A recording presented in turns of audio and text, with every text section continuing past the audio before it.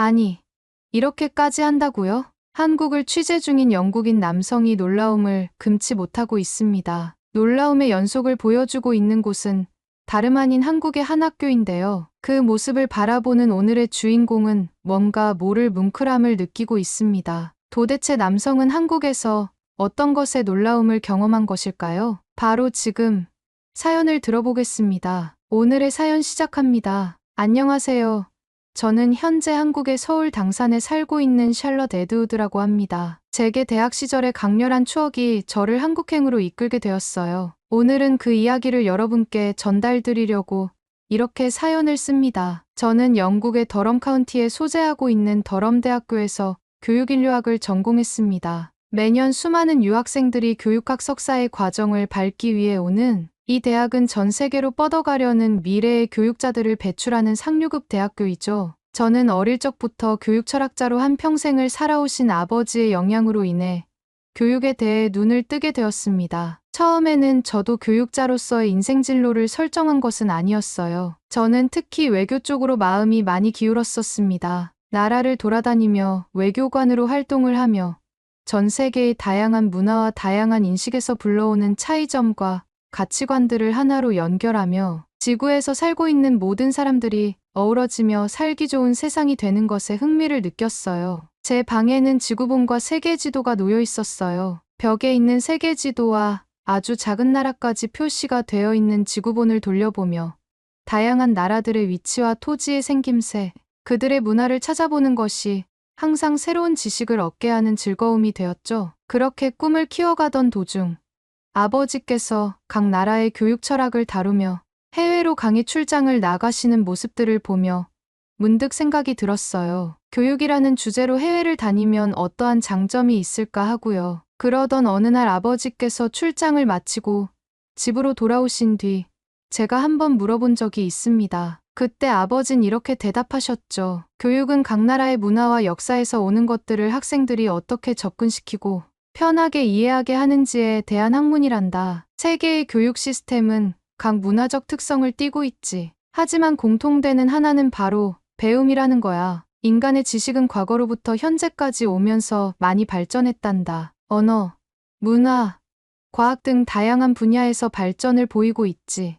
이러한 발전을 일으키는 초석은 바로 배우는 사람이 있기 때문이야. 단순히 내가 살고 있는 현대에만 머무르지 않고 각 문화와 역사에 대한 이해도를 더 넓히게 교육하여 내가 살고 있는 시대뿐만 아니라 후세의 자손들까지 발전된 곳에서 살게 하는 것이 교육이란다. 아버지의 서재에서 이렇게 심도 깊은 이야기를 제게 전달하는데 저는 어린 나이였음에도 불구하고 모든 내용들이 단번에 이해가 되었습니다. 교육이라는 단어가 멋져 보였고 인간이 태어나면서부터 배우는 모든 것들이 교육에서 이루어진다는 것을 깨달은 순간 저는 지금의 진로로 변경을 하게 된 것이죠. 그렇게 저는 더럼 카운티의 더럼대학교에 입학을 하게 되었고 교육학자로의 길을 선택하게 되었습니다. 전 세계 수많은 유학생들이 모이는 이곳은 언제나 열정으로 뜨거웠습니다. 그리고 열정이 가득한 대학에서 제가 한국과의 인연을 맺어준 특별한 친구를 만나게 되었죠. 처음 수지를 만난 건 학기 초였어요. 강의실에서 발표 자료를 준비하던 중 제가 무심코 흘린 책을 그녀가 주워주면서 말이죠. 이거 내 책 맞지? 부드럽게 웃으며 건네던 그녀의 모습은 첫인상부터 따뜻했어요. 뭔가 고귀한 성품을 가진 동양인의 모습을 보였던 수지는 저와 비슷한 결을 가지고 있다는 생각이 들었습니다. 우리는 짧은 대화를 나누었고 이후 여러 과제를 함께하며 자연스럽게 친구가 되었습니다. 그녀는 늘 조용하지만 자기 의견을 분명히 말할 줄 아는 사람이었고 그런 점이 저를 끌어당겼습니다. 그러던 어느 날 강의를 마치고 강의실을 벗어나며 점심 식사에 대한 이야기를 수지화할 때였어요. 저는 평소처럼 근처 카페에서 간단히 브런치를 사 먹을 생각이었죠. 그러나 수지는 손에 들고 있던 가방을 제게 들어 보이며 자신은 라운지에서 식사를 할 거라고 하더군요. 저는 그게 뭐냐고 물어보았고 수지는 도시락이라고 했습니다. 저는 수지에게 같이 점심을 먹자고 제안하며 제가 먹을 음식을 근처에서 테이크아웃해 오겠다고 했어요. 수지는 알겠다고 말하며 라운지에서 기다리겠다고 했죠. 저는 밖으로 나가 제가 평소에 자주 먹던 샌드위치 가게에 가서 샌드위치와 음료를 구매하고 라운지로 달려갔어요. 그런데 수지는 라운지에 테이블을 잡아둔 상태에서 테이블 위에 도시락 가방을 개봉도 안 한 채 저를 기다리고 있었죠. 저는 왜 먼저 먹고 있지 않았어? 라고 물었고, 수지는 너랑 같이 점심을 먹기로 했는데 내가 올 때까지 기다려야지 라고 했습니다. 저는 수지의 배려심에 놀랐고 그녀가 매력적으로 보였어요. 저는 얼른 먹자고 말하며 수지 옆에 앉았습니다. 수지는 가방에서 단정하게 포장된 도시락을 꺼내더니 뚜껑을 열었습니다. 그런데 저는 도시락을 본 순간 놀라움을 금치 못했어요. 눈앞에 펼쳐진 음식들은 마치 예술작품 같았거든요. 김이 모락모락 나는 밥과 곱게 볶아진 제육볶음. 그리고 한국인이라면 대표적으로 먹는 반찬인 빨간 김치에 초록빛으로 버무린 나물들이 깔끔하게 정돈되어 있었습니다. 밥 위에는 김이라고 하는 검은 가루로 된 재료로 수지의 이니셜인 S 마크가 표시되어 있었죠. 너 이걸 직접 만든 거야? 너 요리 엄청 잘한다.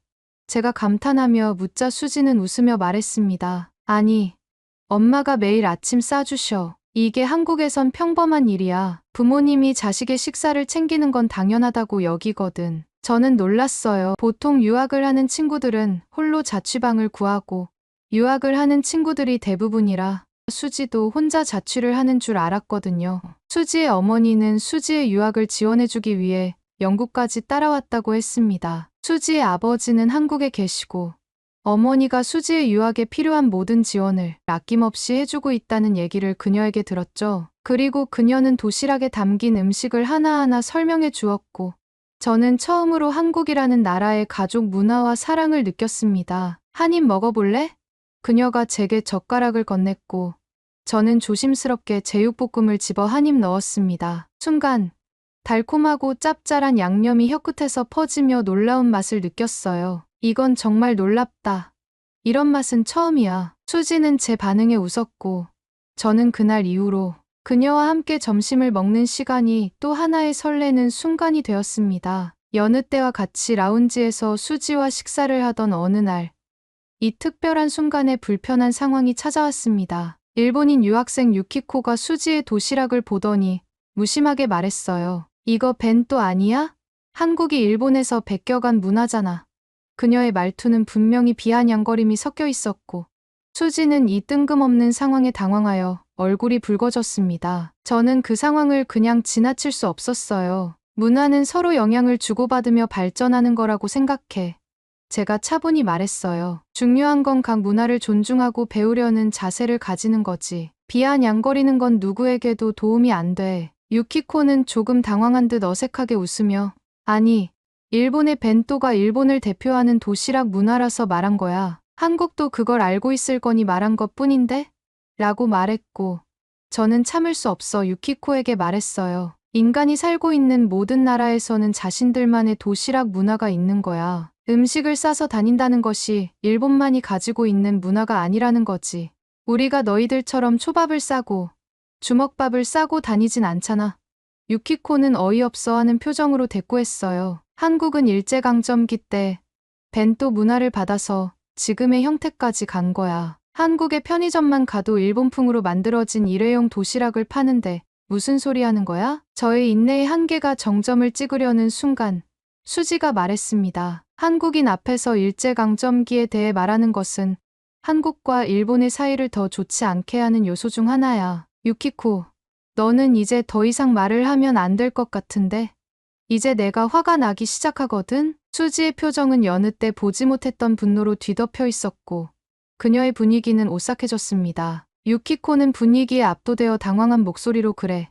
미안해. 사과할게라고 말하며 그 자리를 떠났고 저는 일순간 무거워진 공기에서 꼼짝할 수 없었습니다. 수지는 저를 향해 고개를 돌렸고 진지한 표정을 풀고 웃으며 제게 속삭였습니다. 고마워, 샬롯. 내가 아니었으면 아무 말도 못했을 거야. 그렇게 분위기는 풀렸고 저희는 같이 점심을 아주 맛있게 먹었습니다. 그날 이후로 저는 수지와 더 가까워졌습니다. 그녀는 대학 생활 동안 제게 한국의 문화와 관습을 많이 알려주었고 저는 그 모든 것이 신선하고 매력적이라고 느꼈습니다. 그녀의 도시락은 단순한 음식 이상의 의미를 지니게 되었고, 우리는 점점 더 깊은 우정을 나누게 되었습니다. 졸업을 하고 난 후, 저는 진로에 대한 고민이 깊어졌습니다. 애초에 저는 단순히 영국의 학교들을 돌아다니며 교사로서의 삶을 생각했습니다. 하지만 저를 힘들게 했던 것은 아버지가 교육 철학자로서 항상 말씀하시던 교육은 단순히 지식을 전달하는 것이 아니라 인간의 잠재력을 깨우고 삶을 풍요롭게 만드는 과정이다라는 철학이었습니다. 아버지의 철학이 제 마음 한구석에 자리 잡고 있어서 단순한 교사로만 그치고 싶지 않다는 생각이 들었기 때문입니다. 저는 그것으로 인해 아버지와 오랜만에 깊이 있는 대화를 나누게 되었습니다. 저는 진로에 대해 막연한 불안을 털어놓았습니다. 아버지, 저는 정말로 교육학을 전공하긴 했지만 제가 어떤 방향으로 나아가야 할지 모르겠어요. 세상을 변화시키는 교육이란 너무 거창하게 느껴져요. 아버지는 조용히 제 말을 듣고 나서 잠시 생각에 잠기셨습니다. 그러더니 말씀하셨습니다. 샬롯, 교육은 단순히 지식을 전달하는 행위가 아니란다. 그것은 인간이 자신과 세상을 더 깊이 이해할 수 있도록 돕는 과정이지. 너도 알다시피 교육은 문화를 담고 사회를 반영하며 개인의 삶을 변화시킬 수 있는 힘을 가지고 있어. 요즘 한국이 그러한 교육을 하고 있다는 생각이 들더구나. 한국이요? 저는 놀라서 되물었습니다. 아버지는 고개를 끄덕이며 계속 말씀하셨습니다. 그래. 요즘 한국이 핫하잖니? 그래서 아빠는 최근에 한국 교육에 대한 보고서를 몇 개 읽어보았단다. 그들은 단순히 성적을 올리는 데 집중하는 것이 아니라 학생들이 자신의 목표를 명확히 설정하고 이를 위해 몰입할 수 있도록 돕는 체계적인 시스템을 가지고 있더구나. 부모들의 헌신, 체계적인 지원, 그리고 학생들의 열정적인 태도가 결합되어 있어. 그것이 지금 한국을 핫하게 만든 원인일지도 모른다는 생각이 들더구나. 내가 직접 한국에 가서 그 현장을 보고 배우는 게 어떻겠니? 너의 고민도 거기서 풀릴지도 몰라. 그 말은 제 가슴 깊숙이 파고들었습니다. 아버지의 말에는 진지함과 깊이가 담겨 있었고 그동안 제가 추구하던 길과 맞닿아 있음을 느꼈습니다. 아버지, 혹시 그런 기회가 있을까요? 아버지는 미소를 지으며 말씀하셨습니다. 기회란 내가 만드는 거란다. 샬롯. 그리고 나는 내가 그 기회를 만들어낼 수 있는 사람이라는 걸 믿고 있단다. 그날 밤 아버지와의 대화를 곱씹으며 고민에 빠졌습니다. 내가 한국에 갈 수 있는 기회가 있을까? 라는 생각이 자꾸 들었죠. 한국이라는 나라는 제게 낯선 동양의 나라였고 한국의 케이팝이 유명한 정도까지만 알고 있던 터라 그 밖에 큰 관심이 없다는 생각이 들었습니다. 그러던 그 순간 문득 대학 시절 함께한 수지가 딱 떠올랐습니다. 대학 시절을 함께하며 나눴던 대화와 추억이 어렴풋이 머리를 스쳤죠. 그래서 저는 용기를 내어 그녀에게 연락을 했습니다. 수지야, 정말 오랜만이다. 잘 지내? 전화기 너머로 들려오는 반가운 목소리는 몇 년의 공백을 무색하게 했습니다. 우리는 안부를 묻는 것에서 시작해 자연스럽게 대학 시절의 추억으로 대화를 이어갔습니다. 그녀의 도시락, 제육볶음, 유키코와의 작은 갈등까지 모든 것이 생생하게 떠올랐죠. 그러다 문득 저는 그녀에게 물었습니다. 수지야, 혹시 지금은 뭐 하고 있어? 수지는 한국에서 시간제 교사로 일하며 생활하고 있다고 했습니다. 그리고 웃으며 물었죠. 샬롯, 혹시 너 한국에서 일해볼 생각 있어? 요즘 우리 학교에서 원어민 강사를 찾고 있는데 유학을 갔다 온 내게 주변 동료 선생님들이 많이 물어보더라고. 일에 치여 살다 보니 딱히 누가 떠오르진 않았는데 너라면 정말 잘할 것 같다는 생각이 딱 들었어. 저는 수지의 제안과 아버지와 나눈 대화에서 이건 기회라는 생각이 들었습니다. 수지와 나눴던 대학 생활의 기억과 함께 한국에 대한 호기심이 가득해지던 저는 마침내 한국행을 결심했습니다. 한국 학교에서의 첫날, 저는 새로운 환경에 대한 긴장감으로 가득 차 있었습니다. 선생님들과 인사를 나누고 교장 선생님과 인사를 나눈 후 저는 첫 수업을 준비했습니다. 교실에 들어서자마자 학생들이 자리에서 일어나 정중히 인사를 건네는 모습에 깜짝 놀랐습니다. 안녕하세요. 그들의 또렷한 발음과 예의 바른 태도는 제가 상상했던 것 이상이었어요. 수업을 진행하며 저는 또 한 번 놀랐습니다. 학생들은 높은 수준의 영어 단어를 정확히 구사하며 질문과 답변을 이어갔습니다. 그들의 배우려는 열정과 태도는 정말 인상적이었죠. 한 학생은 영어 단어의 뉘앙스 차이에 대해 질문하며 저를 생각에 잠기게 할 정도였습니다. 그들의 호기심과 노력은 제가 가르치는 입장에서 많은 것을 배우게 했습니다. 그러나 제가 가장 놀랐던 것은 바로 학교 급식 시스템이었습니다. 한국의 급식은 정말 놀라웠습니다. 신선한 재료로 만들어진 음식들은 마치 수지가 쌓아오던 도시락의 확장판인 것 같았고, 모든 식단이 균형 잡혀 있었습니다. 따뜻한 국물 요리를 시작으로 제철 채소로 만든 반찬, 그리고 고기 요리까지 완벽하게 조화를 이루고 있었어요. 학생들은 즐겁게 식사를 하며 서로 이야기를 나눴고,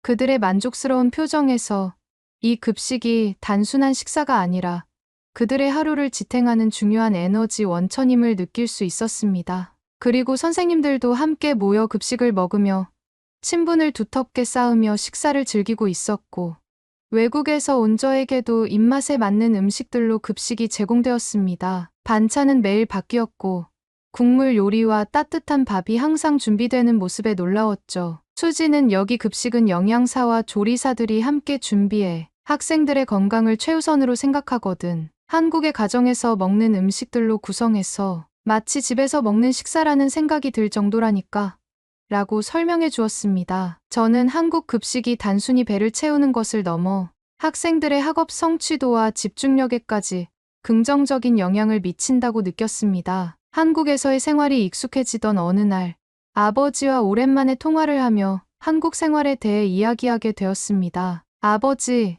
여기 학교는 정말 놀라운 점이 많아요. 특히 학생들이 배우려는 태도가 굉장히 진지하고 열정적이에요. 영어 수업에서 학생들이 저에게 단어의 뉘앙스를 물어보는데 그런 질문을 받는 건 정말 새로웠어요. 이 아이들은 단순히 시험 점수만을 목표로 하지 않고 언어 자체를 깊이 이해하려는 의지가 느껴졌어요. 아버지는 흥미롭다는 듯 말씀하셨습니다. 그렇구나, 샬롯. 배우려는 태도와 몰입은 교육의 핵심 중 하나지. 아이들에게 그런 환경이 주어진다면 그들의 잠재력을 최대치로 이끌어낼 수 있겠구나. 그리고 또 특별한 점이 있니? 저는 계속해서 말했습니다. 아버지, 무엇보다도 급식 문화가 정말 대단해요. 영국에서 본 것과는 완전히 다르죠. 급식이 단순히 배를 채우는 게 아니라 학생들의 건강과 만족을 정말로 고려하고 있어요. 모든 식단이 균형 잡혀 있고 매일 다른 반찬과 따뜻한 국물이 제공되어 학생들은 맛있게 먹고 나서도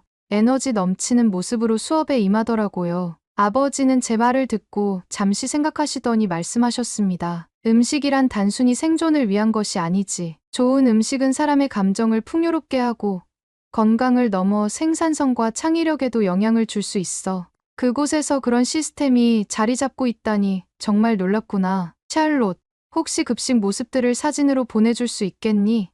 한국에서 내가 어떻게 먹고 지내는지 궁금하구나. 저는 흔쾌히 동의하며 다음 날 바로 찍어 보내드린다고 했어요. 저는 아버지께 보낼 한국의 급식을 사진뿐만 아니라 동영상까지 찍어 아버지께 보내드렸습니다. 영양사 선생님께 부탁해서 조리실에서 어떻게 음식이 만들어지는지도 촬영하여 아버지께 보내드렸죠. 아버지는 그 자료를 보고 깊은 인상을 받으셨고, 이것이야말로 교육이 학생들의 전인적 성장을 지원할 수 있는 좋은 사례구나 라며 감탄하셨습니다. 며칠 후 학교는 예기치 못한 소식으로 분주해졌습니다. 학생들 사이에서는 흥분된 속삭임이 오갔고 교직원들도 바쁘게 움직이며 무언가를 준비하고 있었습니다. 알고 보니 영국의 공영방송사인 BBC 취재팀이 한국 급식 문화를 촬영하기 위해 학교를 방문한다고 했습니다. 이런 일이 한국에서는 흔치 않은 일이기에 모두가 놀란 분위기였습니다. 취재팀이 도착하던 날,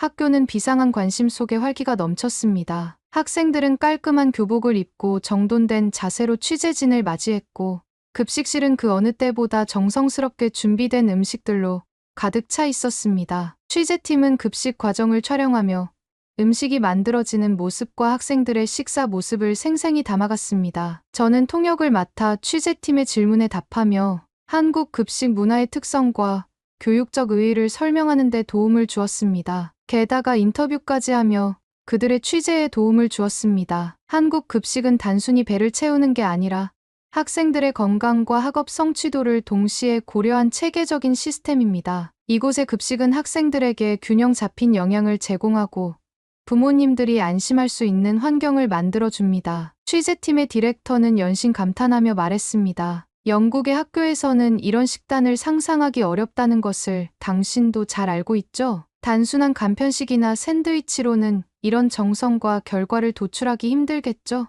같은 영국인으로서 공감하는 내용을 서로 공유하며 그들의 취재를 도왔습니다. 그들의 반응은 제가 몸담고 있는 한국의 교육 문화를 더욱 자랑스럽게 느끼게 했습니다. 촬영을 마친 뒤 교장 선생님은 학생들과 교직원을 모아 감사 인사를 전했습니다. 이런 국제적인 취재가 우리 학교에서 이루어진 것은 정말로 뜻깊은 일입니다. 모두의 노력 덕분에 한국 교육의 한 면을 잘 보여줄 수 있었습니다. 취재팀도 통역을 통해 한국의 선진 교육 문화가 고스란히 담길 수 있었던 좋은 환경에서 취재를 허락해 주셔서 감사합니다. 많은 도움이 되었습니다. 진심으로 감사합니다. 라고 전했습니다. 그 순간 저도 이 학교의 일부가 된 것이 뿌듯하게 느껴졌습니다. 그 후 한국에서의 학교 생활을 하던 도중 아버지에게 문자가 왔습니다. 샬롯, 오랜만에 영국인들을 보니 어땠니? 얘기를 들어보니 내가 한국 생활에 적응을 다 한 것 같다고 하더구나. 아빠는 안심이 된다. 오늘도 힘내렴. 알고 보니 아버지의 지인이 BBC와 연이 있었고 한국 급식 문화에 대한 이야기를 전했다고 했습니다. BBC 팀은 한국 급식을 보고 깊은 인상을 받았다고 말했고 이를 통해 교육의 새로운 가능성을 탐구하기 시작하는 방송을 만들 수 있다는 말을 했다고 했습니다. 아버지는 좋은 음식은 아이들에게 긍정적인 에너지를 주고 이는 학업 성취로 이어질 수 있어 라고 말씀하셨습니다. 그의 통찰력에 저는 다시 한번 감탄했습니다. 학기가 끝나갈 무렵 수지는 저를 그녀의 집으로 초대했습니다. 자신이 부탁한 원어민 교사를 잘해주어서 고맙고 자신도 의지할 친구가 같은 학교에서 교사를 하고 있다는 점에 감사하며 저를 초대한 것이죠. 수지의 초대로 수지의 집 안으로 들어서자 따뜻한 분위기와 정겨운 한식 음식 냄새가 저를 반겼습니다. 수지의 부모님께 정중히 인사를 드리고 식탁에 앉았을 때 저는 깜짝 놀라운 상황을 발견하게 되었습니다. 대학 시절 그녀가 싸온 도시락에서 맛보았던 제육볶음이 눈앞에 놓여 있었기 때문이었죠. 붉게 윤이 나는 양념과 잘 익은 고기의 모습이 순간적으로 과거로 저를 데려갔습니다. 샬롯, 이거 기억나? 수지가 웃으며 물었고 저는 미소로 답하며 말했습니다. 내가 처음 한식을 맛보았던 추억의 음식이잖아. 알고 봤더니 수지는 자신의 어머니에게 제육볶음을 해달라고 부탁했던 것이었습니다. 저는 대학 시절 추억을 회상하며 제육볶음 한 입을 먹었습니다. 그 맛은 단순히 맛있음을 넘어섰습니다. 달콤하고 짭짤한 양념이 혀끝에서 퍼지는 순간 대학 시절 강의실에서의 추억과 그녀의 도시락이 떠올랐습니다. 따스한 햇살, 서로의 문화에 대해 나누던 대화, 그리고 유키코와의 작은 갈등까지 모든 장면이 눈앞에 그려지는 듯했죠. 그 맛은 단순한 음식이 아니라 그 시절의 감정과 기억을 소환하는 열쇠 같았습니다. 수지야, 그때 내 도시락 덕분에 내가 한국 음식에 얼마나 빠졌는지 몰라. 이 제육볶음은 정말 특별해. 라고 말하며 저는 진심 어린 감사를 전했습니다. 그녀의 부모님도 흐뭇한 표정으로 웃으셨고 식탁은 따뜻한 대화로 가득 찼습니다. 어눌한 제 한국말에도 천천히 귀를 기울이시며 경청하시려는 수지의 부모님을 보면서 저는 그 순간 음식이 단순히 배를 채우는 것이 아니라 사람과 사람을 연결하고 추억을 되살리는 힘이 있다는 것을 다시 한번 느꼈습니다. 한국 음식이 단순히 배를 채우는 것을 넘어 추억과 감정을 채워준다는 것을 깨달았습니다. 그 이후로도 저는 한국에서 많은 것을 배우고 경험하며 살고 있습니다. 학생들의 열정적인 학습 태도, 한국 급식 문화의 체계적인 운영, 그리고 일상 속에서 느껴지는 한국의 전통과 현대적 가치에 좋아하는 저를 끊임없이 놀라게 했습니다. 최근에는 한국의 K푸드가 OTT 서비스를 통해 전 세계에 퍼져 나가는 것을 보며 음식 문화가 단순한 먹거리를 넘어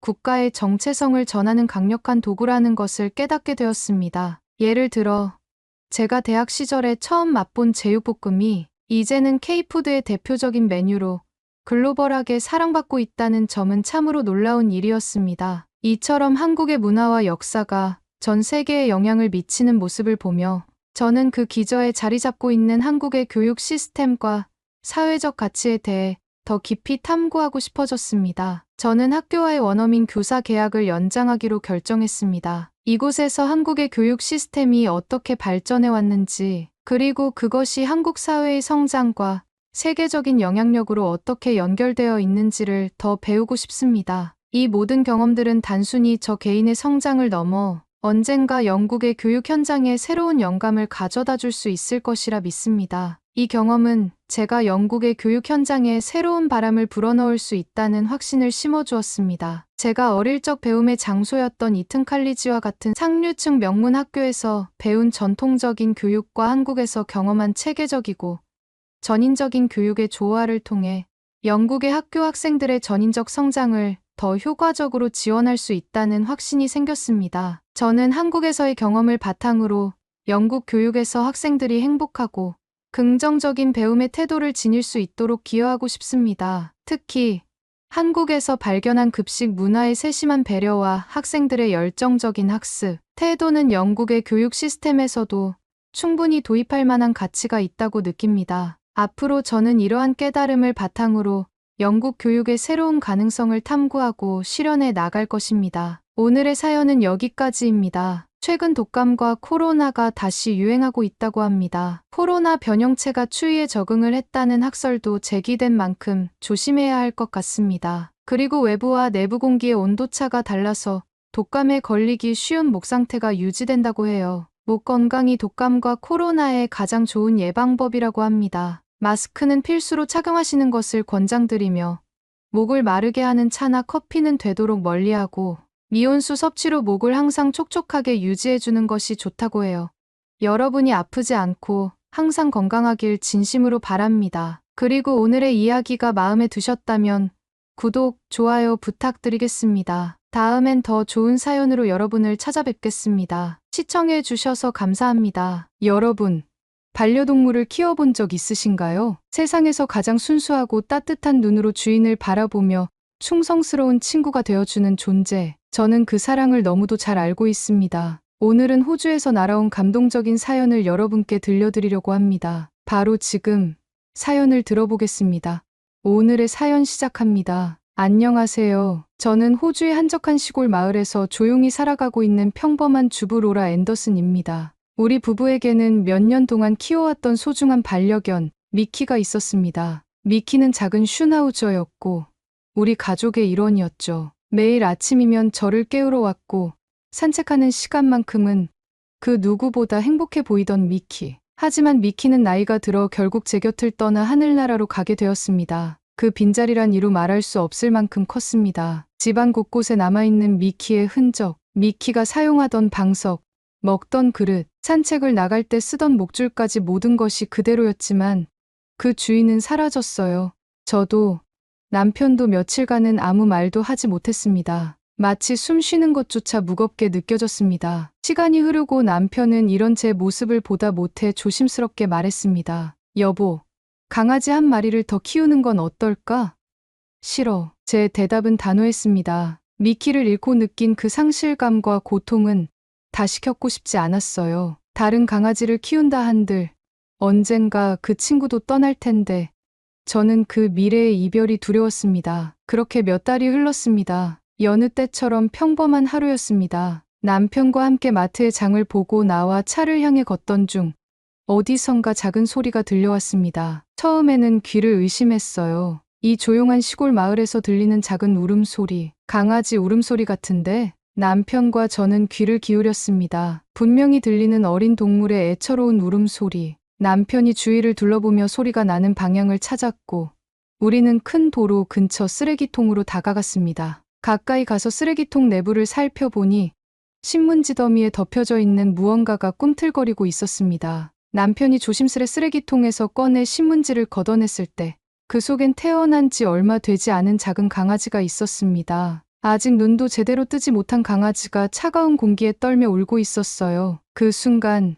제 심장이 덜컥 내려앉았습니다. 세상에 이 작은 생명을 어떻게 여기 버리고 간 거야? 남편은 강아지를 들어 품에 안았습니다. 손바닥만 한 작은 몸이 꼼지락거리며 살기 위해 발버둥 치는 모습에 눈물이 날 뻔했어요. 남편이 제게 강아지를 보여주며 말했습니다. 그냥 두면 죽어. 우리가 데리고 가자. 응.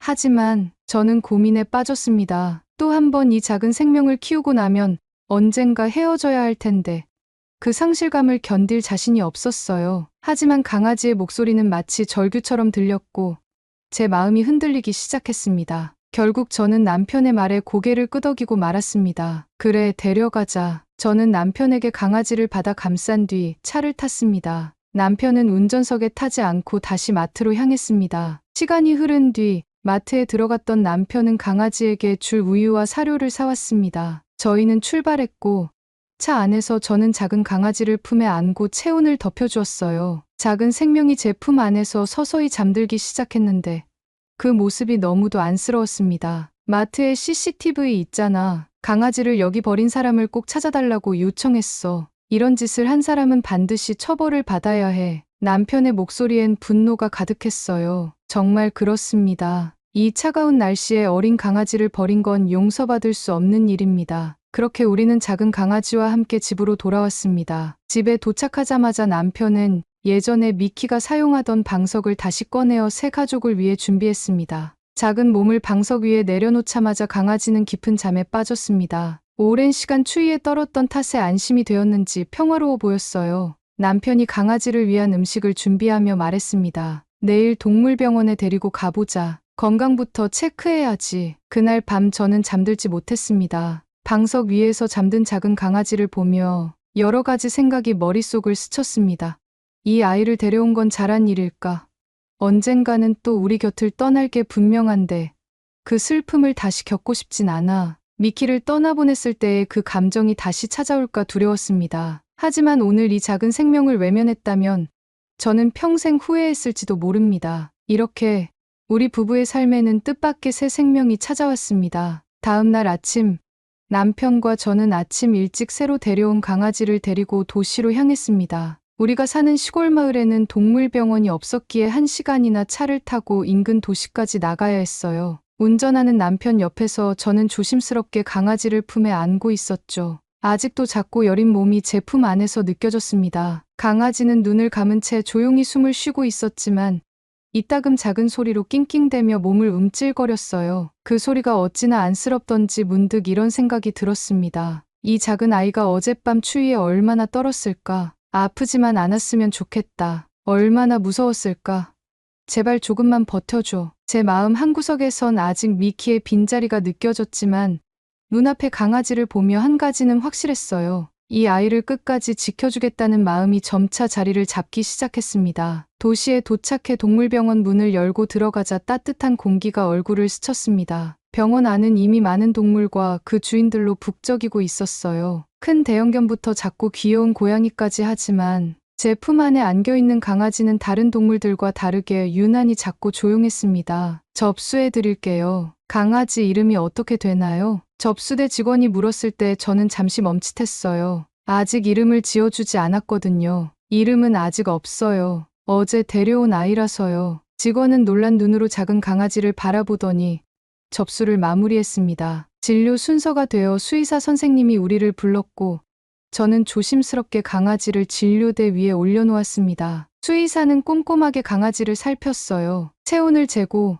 심장 박동을 확인하고 턱을 쓰다듬으며 말을 이어갔습니다. 다행히 건강 상태는 괜찮습니다. 약간 저체온증이 있었을 테지만 지금은 정상 범위네요. 저와 남편은 안도하며 한숨을 내쉬었습니다. 수의사는 예방접종을 해주었고 복용해야 할 약을 처방해주며 어린 강아지를 저에게 안겨주었어요. 하지만 수의사는 강아지를 다시 한번 바라보며 고개를 갸웃거렸어요. 이 강아지 품종이 조금 애매하네요. 애매하다니요? 남편이 궁금하다는 듯 되물었고 수의사는 말했습니다. 호주에서 흔히 보는 종은 아닌 것 같아요. 외형이 독특한데 털이 짧고 귀가 축 늘어져 있네요. 아직 너무 어려서 성장해야 정확히 알 수 있을 것 같습니다. 종을 알기엔 이른 시기예요. 그 말을 듣자 저는 잠시 생각에 잠겼습니다. 분명 외모만 봐도 호주에서 자주 보던 개들과는 조금 다르게 생겼었거든요. 남편과 저는 수의사의 말을 들으며 어색하게 웃었죠. 그럼 이름이라도 지어줄까? 남편이 제게 물었고 저는 작은 강아지의 모습과 그날의 신비로움을 떠올리며 말했습니다. 미스테리하니까 테리라고 부르자. 테리. 미스테리에서 따온 의문의 생명. 잘 어울리네. 남편은 제 순간적인 발상에 소리내어 웃었고 수의사도 미소를 지으며 말했습니다. 좋은 이름이네요, 테리. 앞으로 이 아이가 잘 자라주길 바랍니다. 보호자분들이 따뜻한 마음을 가지고 있어 보여서 앞으로 잘 자랄 것 같습니다. 그렇게 테리는 우리 가족이 되었습니다. 처음엔 작은 몸집의 방석 속에 폭 파묻혀 자는 모습이 귀여웠어요. 우리는 미키의 물건들을 꺼내 테리에게 주었고, 테리는 새 주인과 새 환경에 빠르게 적응해 나가기 시작했습니다. 며칠이 흐른 어느 날, 마트에서 연락이 왔습니다. 강아지가 버려진 날에 CCTV 확인했는데, 범인의 차량이 찍혔다는 것이었어요. 남편은 바로 마트로 향했고, 저는 테리와 함께 집에 남아 있었습니다. 소파에 앉아 잠든 테리를 바라보며 생각했습니다. 누가 이런 작은 생명을 버렸을까? 이유가 뭐든 용서할 수 없어. 잠시 후 남편이 돌아왔습니다. 얼굴엔 환한 기색이 역력했어요. 어떻게 된 거야?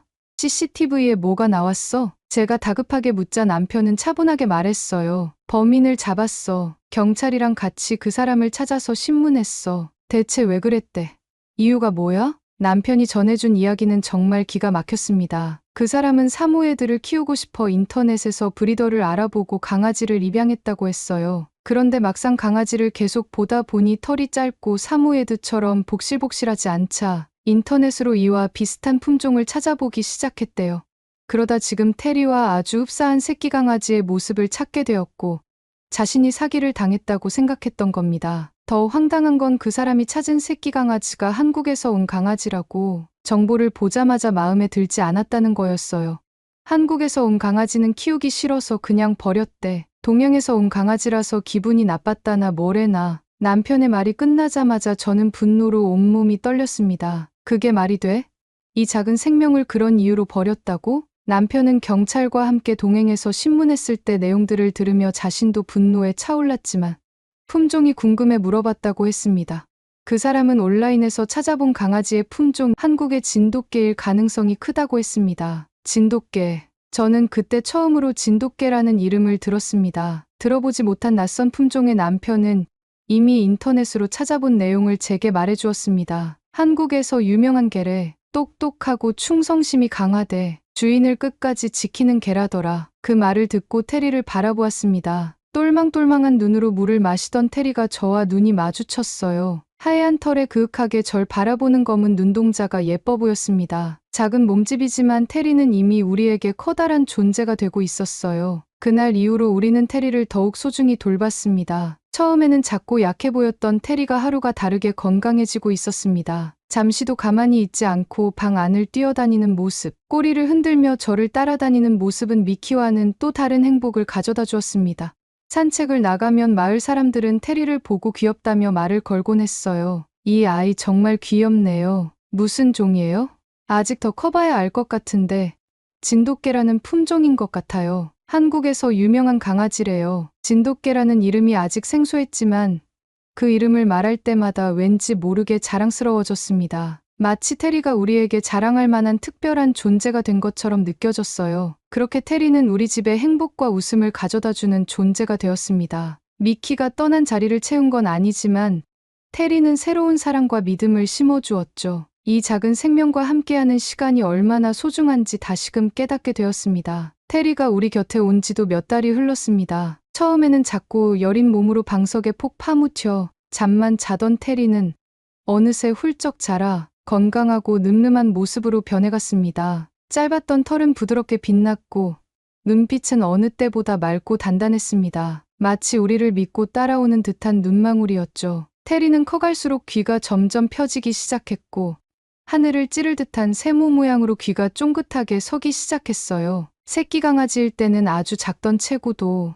이제는 미키가 쓰던 방석이 작아질 정도로 체구도 커졌죠. 나날이 커가는 테리에 맞게 큰 방석과 테리라는 이름의 목줄도 사서 달아주었습니다. 테리와 산책을 나가면서 테리의 운동 능력이 더 커져가는 것을 볼 수 있었어요. 처음엔 아장아장 걷던 테리가 덩치가 커지며 날렵한 몸의 형태를 갖추고 난 후로는 오히려 목줄을 끌며 앞으로 나아가려고 했죠. 저는 가끔 테리의 감당할 수 없는 힘에 끌려다니며 산책을 즐기곤 했습니다. 그러던 어느 날 남편은 테리의 체력과 운동 능력을 키워주겠다며 마당에서 훈련을 시작했습니다. 간단한 명령어는 금방 이해했고 공을 던지면 놀라운 속도로 가져오는 모습에 저희 부부는 깜짝 놀라곤 했어요. 역시 우리 테리는 똑똑하구나. 남편이 흐뭇한 미소를 지으며 테리를 쓰다듬었고 저는 테리의 성장하는 모습을 보며 점점 더 깊은 애정을 느꼈습니다. 하지만 행복한 일상은 생각보다 빨리 깨지고 말았습니다. 그것은 어느 겨울밤 평소와 다름없이 조용하고 평화로운 저녁이었습니다. 식사를 마친 후 남편과 함께 소파에 앉아 TV를 보고 있었죠. 집 안은 따뜻했고 테리는 평소처럼 소파 근처에 누워 조용히 잠들어 있었습니다. 작은 숨소리와 함께 흘러가던 평온한 시간이었어요. 그런데 그 순간 테리가 갑자기 벌떡 일어났습니다. 테리의 귀는 연신 쫑긋대고 있었고 무언가에 집중하는 듯 보였어요. 테리야, TV 소리가 시끄러워. 소리 줄여줄까? 하지만 테리는 반응하지 않았고 계속해서 귀를 쫑긋하며 무언가를 들으려는 듯한 행동을 취했어요. 그러더니 갑자기 테리는 현관문 쪽으로 뛰어가더니 문을 긁기 시작했습니다. 처음에는 산책을 가고 싶어 그러는 줄 알았죠. 하지만 이미 오늘 산책을 다녀온 터라 저는 고개를 저으며 말했습니다. 테리, 오늘은 안 돼. 산책 끝났어. 그런데 테리는 멈추지 않았습니다. 문을 긁는 것도 모자라 낑낑거리며 우리를 바라보았어요. 남편이 조금 엄하게 말했습니다. 테리, 그만. 산책은 내일 하자. 하지만 평소 순둥이 같았던 테리가 갑자기 소파로 다가와 짖기 시작하는 거 아니겠어요? 테리는 짖는 일이 거의 없었기 때문에 저와 남편은 깜짝 놀랐어요. 남편은 당황해 테리를 훈육하듯 말했습니다. 테리, 조용히 해. 저는 테리가 무언가에 반응을 하고 있다고 생각을 했고 테리를 진정시키기 위해 소파에서 일어나 테리를 쓰다듬어 주려고 손을 뻗었습니다. 그 순간 테리가 제게 다가와 제 팔소매를 물었습니다. 그리고는 문 쪽으로 저를 끌어당기려 했어요. 얘 왜 이래? 처음엔 산책을 위한 앙탈이라고 생각했지만 테리의 눈빛은 평소와 달랐습니다. 불안감과 다급함이 느껴졌어요. 그제야 저는 뭔가 이상하다는 것을 직감했습니다. 저는 테리가 이끄는 대로 현관문 앞으로 다가갔습니다. 현관 밖은 조용했고 저는 문을 조금 열고 밖을 살펴봤어요. 하지만 아무런 소리가 들리지 않았습니다. 테리, 아무것도 없잖아. 저는 현관문을 활짝 열며 테리에게 아무것도 없다는 것을 보여주려 했습니다. 그 순간 테리가 갑자기 밖으로 뛰쳐나가 달리기 시작하는 겁니다. 테리야!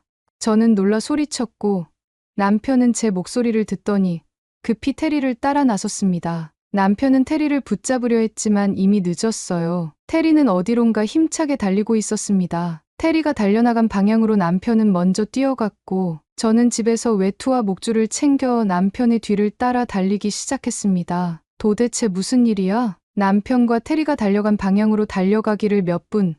제 눈앞에는 여러 사람들이 무리지어 있었고 그들이 산책시키고 있던 개들의 울부짖음이 가득했습니다. 저는 남편과 테리를 찾기 위해 마을 주민들을 해치며 그들의 무리로 합류했습니다. 그리고 그곳에 펼쳐진 광경은 믿을 수 없는 것이었습니다. 세 마리의 야생 들개들, 마치 늑대처럼 몸집이 크고 사납게 생긴 들개들이 공터 주변을 어슬렁거리며 마을 주민들을 경계하고 있었고 그 한가운데에는 어린 여자아이가 쓰러져 울고 있었습니다.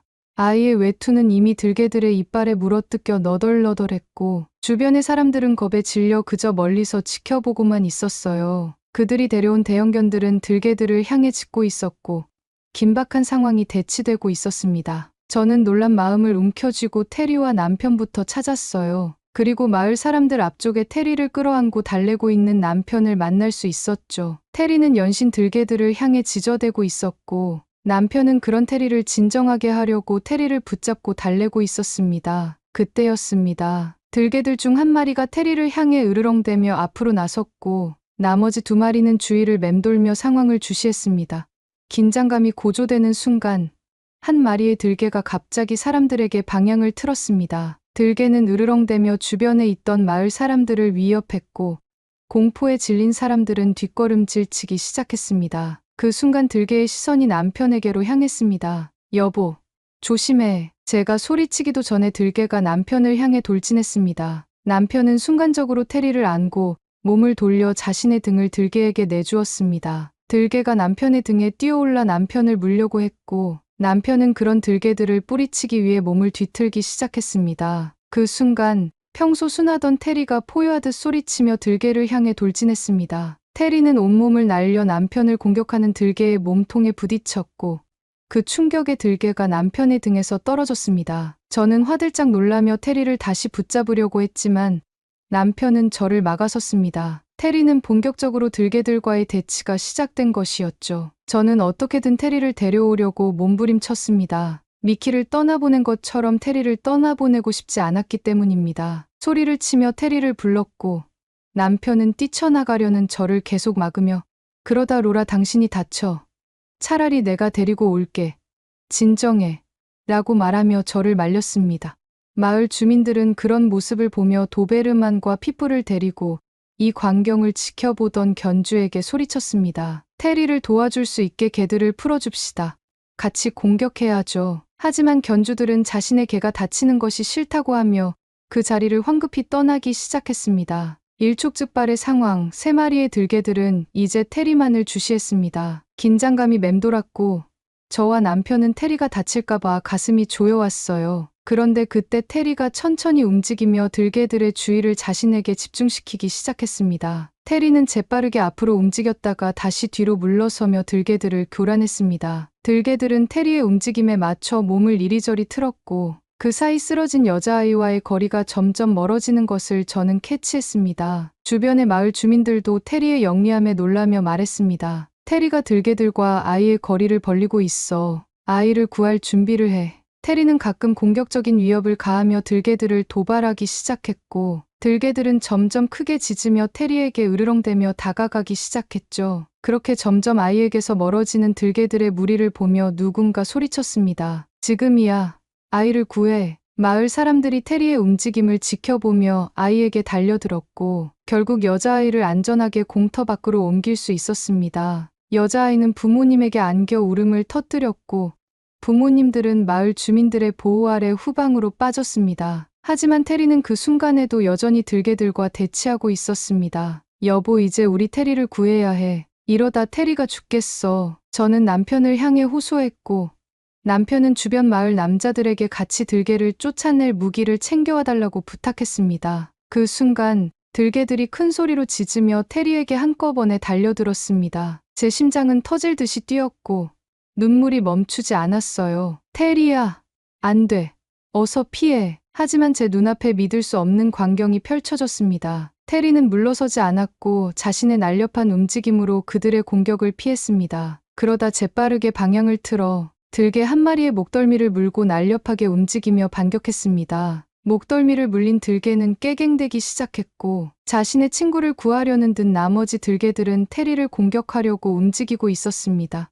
그때 멀리서 사이렌 소리가 들리기 시작했습니다. 멀리서 구조대가 오고 있었어요. 저는 남편과 황급히 구조대 차량에 손을 흔들며 빨리 오라고 소리쳤습니다. 구조대가 도착하고 구조대원들이 현장이 어디냐고 물었습니다. 저는 제발 테리를 구해달라고 소리쳤습니다. 그런데 그때 마을 사람들이 환호하기 시작했습니다. 저는 그 소리에 다시 테리가 있는 곳으로 달려갔습니다. 그리고 저는 도저히 믿겨지지 않는 순간을 목격하게 되었습니다. 바닥에는 들개 중 한 마리가 목에서 피를 흘리며 가쁜 숨을 쉬며 널브러져 있었고 그 옆에는 테리가 가쁜 숨을 쉬며 앉아 저를 쳐다보고 있었습니다. 테리의 하얀 털이 피와 먼지로 얼룩져 있었고 저도 모르게 몸이 반응하여 테리를 끌어안았습니다. 테리야, 괜찮아? 테리의 입가와 몸에 묻은 피를 닦으며 하염없이 눈물이 흘렀습니다. 테리는 힘겹게 숨을 몰아쉬며 제게 눈을 맞추었고 제 뺨에 흐르는 눈물을 핥으며 저를 달래주는 듯한 행동을 취했습니다. 테리의 눈빛에는 마치 난 괜찮아,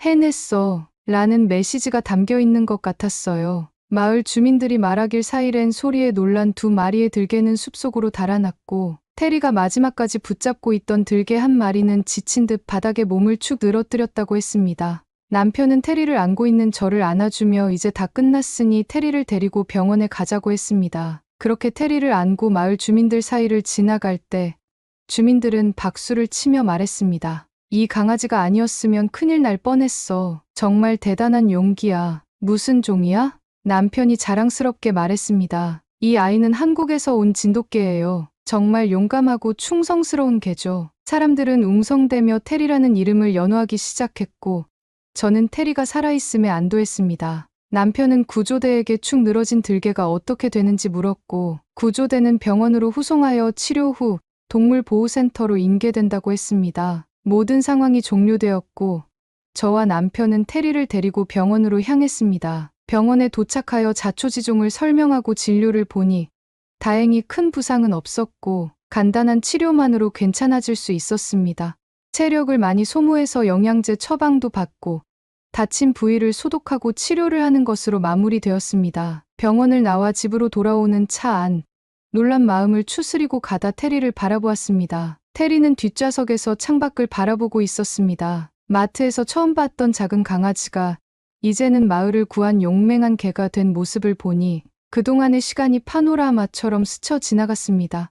뒷좌석에 조용히 앉아 창밖을 보는 테리의 모습을 보니 그 모습이 멋져 보였습니다. 피곤한 기색이 역력했지만 테리의 눈빛은 여전히 강인했고 평온해 보였어요. 마트 앞에서 낑낑거리던 작은 강아지가 이토록 멋진 존재로 성장하다니 남편과 저는 번갈아가며 테리를 바라보았고 마음속에 감사함과 뿌듯함이 밀려왔습니다. 우리 테리, 정말 대단한 일을 했어. 남편이 나직이 말하며 웃었고 저도 그 말에 고개를 끄덕였습니다. 그날 밤 테리는 우리뿐만 아니라 마을의 영웅이 되었습니다. 다음 날 아침, 우리는 테리를 데리고 다시 마을을 나섰습니다. 동네 사람들은 테리의 이야기를 이미 들었는지 모두가 우리를 반갑게 맞아주었습니다. 이 개가 그 영웅 강아지라면서요? 정말 대단하네요. 이름이 뭐라고요? 테리. 한국에서 온 진돗개라던데. 진돗개라니 정말 똑똑하고 용감하던데요?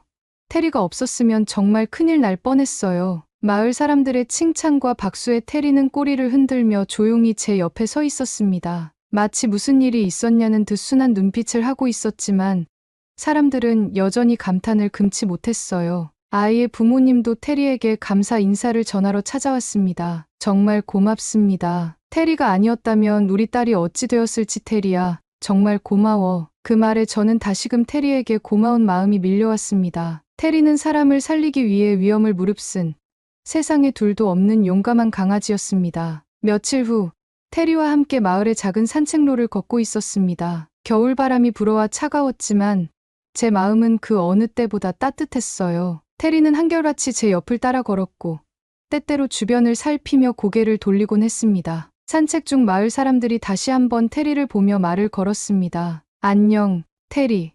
오늘따라 테리가 더 잘생겨 보이네요. 한국에서는 진돗개가 천연기념물이라던데? 정말 귀한 개네요. 그 말을 들으니 테리가 더욱 특별하게 느껴졌습니다. 시간이 흘러도 테리와 함께하는 일상은 늘 행복했습니다. 집 마당에서 남편과 함께 공을 던지며 놀 때면 테리는 환하게 웃는 얼굴로 열심히 뛰어다녔고 때로는 조용히 제 곁에 앉아 평온한 시간을 보내곤 했습니다. 한 번은 제가 몸이 좋지 않아 하루 종일 누워 있었을 때 테리가 제 옆에 가만히 앉아 저를 지켜보았습니다. 테리는 마치 제가 괜찮아질 때까지 곁을 지켜주겠다는 듯 말없이 그 자리에 있었습니다. 테리야, 너는 정말 우리 가족의 일부구나. 그날 저는 미키를 떠올리며 잠시 눈물을 흘렸지만 테리가 제 손을 핥으며 마치 괜찮아요. 제가 있잖아요. 라고 말하는 것 같았습니다. 남편도 테리에게 큰 애정을 쏟았습니다. 마당에서 훈련하는 모습을 마을 사람들이 볼 때마다 자랑스럽게 테리가 그때 들개들에게 공격받는 저를 구해주었어요. 정말 대단한 녀석이지 않아요? 라고 말하며 너스레를 떨었다고 해요. 저는 그 말을 듣고 문득 이런 생각이 들었습니다. 이 작은 생명이 처음 버려졌을 때 외면했다면 남편이 다쳤을지도 몰라. 처음에는 미키를 떠나보낸 상실감에 또 다른 이별이 두려워 거절했지만 테리를 품에 안았을 때 제 마음속의 어둠은 조금씩 빛으로 바뀌었습니다. 그리고 지금 테리는 우리에게 다시 한번 가족의 소중함과 사랑을 알려주고 있습니다. 집에 돌아와 진돗개에 대해 인터넷으로 찾아보았습니다. 진돗개는 한국의 토종견으로 한국에서 천연기념물로 지정되어 보호받고 있었습니다. 예로부터 충성심과 지혜를 가진 개로 유명했고 사냥개로서도 뛰어난 능력을 자랑했죠. 충성심이 강하고 주인을 위해 목숨도 바친 사례들도 수없이 많이 적혀 있었어요. 충성심이 강하고 용감한 사냥개. 그 문장을 읽는 순간 테리가 어린아이를 구하기 위해 목숨을 걸었던 그날 밤의 모습이 떠올랐습니다. 그동안 테리는 단순한 반려견이 아니라